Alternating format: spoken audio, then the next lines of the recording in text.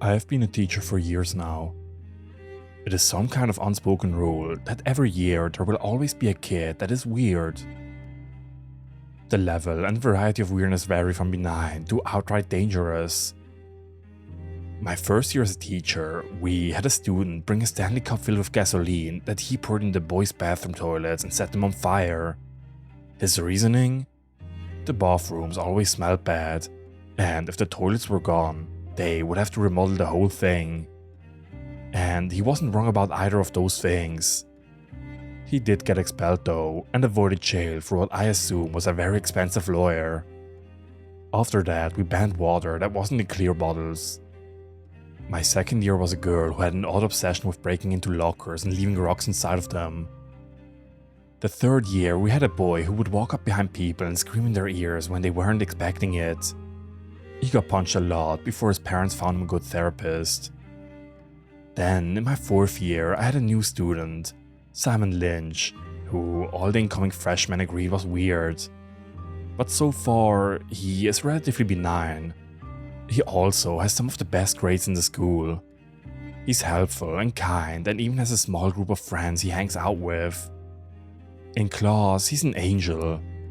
The weirdness comes from the fact that he keeps talking about the God in the corner. He mentioned it in passing even to me. He talks about this God so nonchalantly that you can almost dismiss it, like it's something he saw in a movie or read about in a book. I don't think anyone gave it any mind when he started talking about it. But the thing is, he never stopped talking about it. When there was a test, he would remind the other students in the class that if they made an offering to the God in the corner, they would pass with flying colors. And apparently, the power of this God didn't stop with the good grades. It helped with passing your driver's test, for helping you get rid of acne and lose weight and heal your dog's seizures. Nothing was too big or too small for the God in the corner. It was getting annoying, and I had to intervene and remind him that the classroom wasn't a place for religious talk. It's alright, Mrs. Quinn. It's not a religion, more like a cosmic force. I don't think you can actually pray to the God in the corner. Just give it things, he said with a small smile. After that, the talk of the God went quiet. There weren't any tests coming up. Then Shannon Berber came in one day, whispering to the other students that the God in the corner was real. And even better, it worked. Shannon always had thick glasses. She was actually legally blind, and her eyesight was predicted to only get worse. But she had listened to Simon and, faced with nothing to lose, made an offering to the God. And it hasn't even been a lot. Apparently, the God was satisfied with whatever you gave it, as long as it was sincere and something that meant something to you. It didn't want blood or your firstborn or anything so cliché. Shannon had made it a pie, a gooseberry pie and a framed canvas of her own artwork. It had been a watercolor she'd made in class and be particularly proud of. She had placed these things in the corner, called the God and gave it her wish, and the offerings had been taken and her eyes had been fixed that night. It was a miracle, for lack of a better word. I had never seen Shannon so happy. Her eyes were large and lovely, a clear hazel green that I had never been able to properly see. After that, talk of the God in the corner became more commonplace. One of the worst students in my class, Maxwell Hardy, suddenly started getting straight A's. Another girl, Emily Stillway, got a full-ride scholarship to her dream school. For some other students, they grew taller, got thinner, had better skin. Some even got athletic ability seemingly overnight. It was weird, and surely it was all a coincidence. It had to be. And then my boyfriend Kyle got in a car wreck. He had been driving home when another driver who was too busy texting to drive properly T-boned him at an intersection. He was lucky to be alive at all, but he was in a coma. And there was no hope of him waking up or him even living past the end of the week. I called Simon that evening. We're not supposed to call students, but I knew where to find his personal information and I called his cell. My heart was pounding as I dialed the numbers. "Hello?" Simon asked from the other end of the line. Simon, it's Mrs. Quinn, your teacher from school, I stammered out. I know your voice, Mrs. Quinn. I think I know why you're calling. I heard about your boyfriend. Do you want to know how to make an offering to the god in the corner? He asked with certainty. Yes, was all I said back. It's easy, Mrs. Quinn. All you need is a corner somewhere in your house, or in any building will do. It must be dark. There must be a shadow, just enough that you can't see the corner anymore. And then you give it something. Something that's personal to you. Something that's of sentimental value. Or something you made. Even a pie will do. Did you know Ryan Blair sang his song to the god in the corner? Something he wrote himself, and now he's the best player in the basketball team. Simon said conversationally. What do I say? What do I say to get the god to come? I asked, my voice trembling. You say this out loud. This is an offering to the god in the corner. Then you say what your wish is. And then the god takes the offering and it's all over. Oh, the most important part. Don't try to take a photo of the god in the corner anyway, or turn the light and reveal what's in the corner. There are consequences to that, you know? Simon explained. What happens if I do that? I asked, fear creeping into my voice. Well, my uncle did that once. We never saw him again. I think he might still be alive. But honestly, isn't that scarier than being dead? The dead don't suffer, Simon said so matter-of-factly that it sent a shiver down my spine. Thank you, Simon. That's all I need to know, I said in a rush. You're welcome, Mrs. Quinn. I'll see you in class, Simon said, then ended the call. I sat there for a few minutes, genuinely contemplating what I was thinking of doing. I'd already crossed the line by calling a student like I did just now. Was I really this desperate? To try to give an offering to some kind of god that lived in a corner?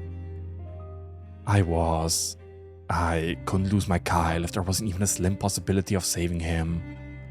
But I had no idea what to offer up. I was no artist or a musician. I could barely cook.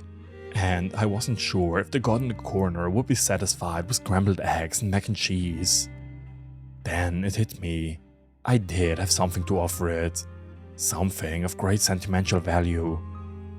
I dropped to my knees and reached under the bed, pulling out a lockbox that held a few valuables I owned, plus important documents.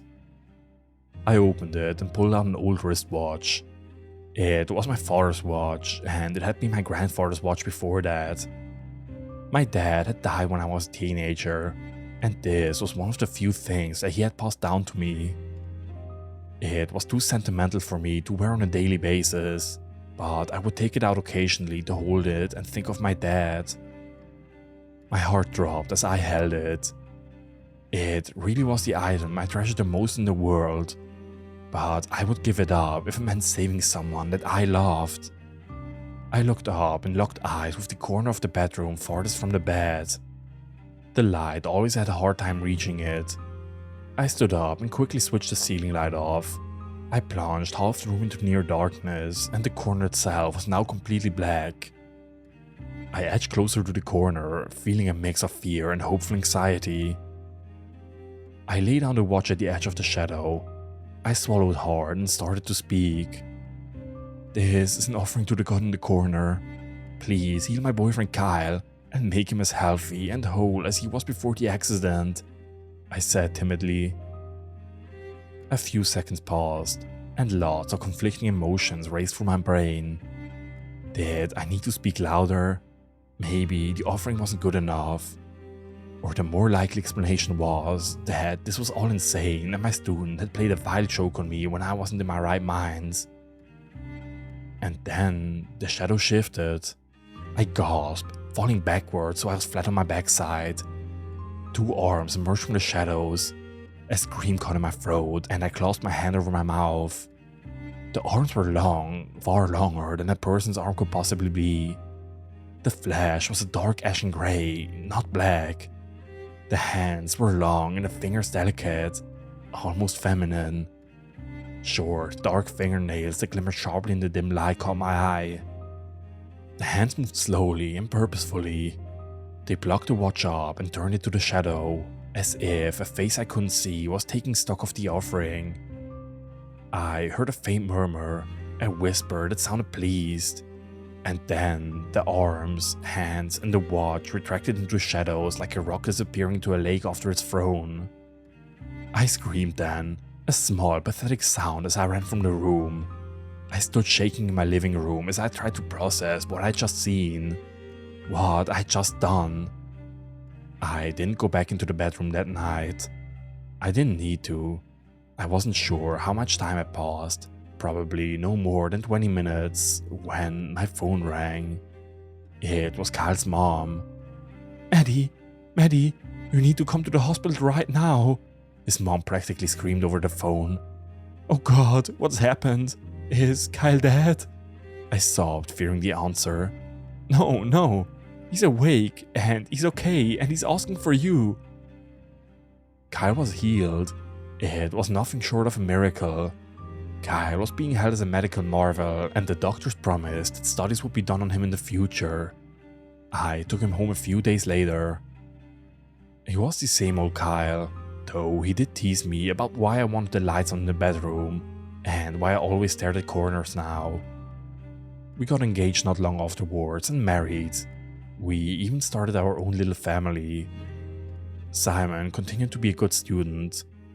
He graduated from high school as a valedictorian and got a full scholarship to a very prestigious university. Even that was years ago, and I see Simon's names on the news now. He started a new tech company that people are saying will be the next Tesla. In the photos I've seen of him, he looks handsome and self-assured, and it always leaves me wondering, what is the extent of the power of the god in the corner?